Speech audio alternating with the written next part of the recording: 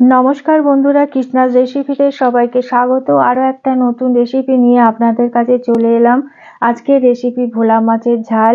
এই মাছের ঝাল বানাতে আমি নিয়েছি একটা বড় সাইজের ভোলা মাছ। মাছটাকে কেটে বেছে ধুয়ে বেশ কিছুক্ষণ রেখে দিয়েছিলাম নুন হলুদ মেখে।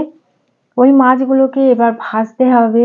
ভাজার জন্য একটা ফ্রাই প্যান গ্যাসে বসিয়ে গরম হলে ওর মধ্যে দিয়ে দিলাম বেশ কিছুটা সাদা তেল।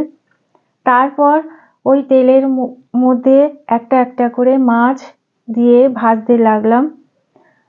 মাছ উল্টাতে পাল্টাতে মাছের দুটো দিক যখন লাল লাল হয়ে আসবে তখন মাছগুলোকে আমি একটা একটা করে তুলে প্লেটে রেখে দিলাম। এইরকম ভাবে সমস্ত মাছগুলোকে আমি লাল লাল করে ভেজে নিলাম।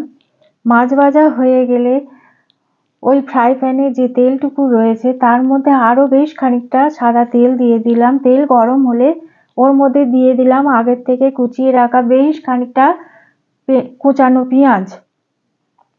আমি এখানে নিয়েছি 5টা বড় সাইজের পেঁয়াজ। পেঁয়াজের মধ্যে নুন দিয়ে দিলে পেঁয়াজ তাড়াতাড়ি নরম হয়ে যায়। আমি 1 চামচ ওর মধ্যে নুন দিয়ে দিলাম। তারপর পেঁয়াজটাকে আমি আস্তে আস্তে ভাজতে লাগলাম। পেঁয়াজের রং যখন লাল লাল হয়ে আসবে সেই সময় দিয়ে দিলাম আগে থেকে স্লাইস করে কেটে রাখা একটা বড় সাইজের টমেটো।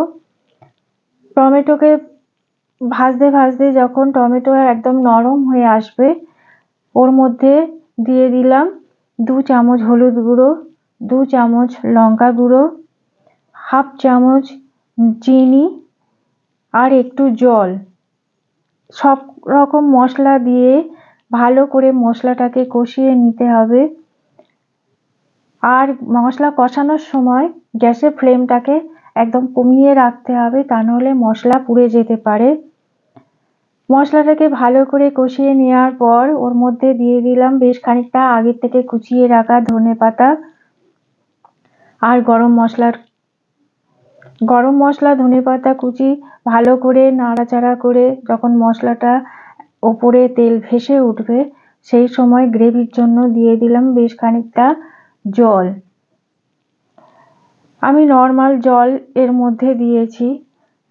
যখন গ্রেভি ভালো ফুটে উঠবে ওর মধ্যে একটা একটা করে মাছ ভাজাগুলোকে দিয়ে দিলাম। উল্টে পাল্টে নিয়ে নিলেই রেডি আমার ভোলা মাছের ঝাল। এই মাছের ঝাল দুপুরবেলা গরম ভাতে দারুণ লাগে। বন্ধুরা, আপনারাও একবার এইরকম ভাবে ট্রাই করতে পারেন। সবাই ভালো থাকবেন, সুস্থ থাকবেন।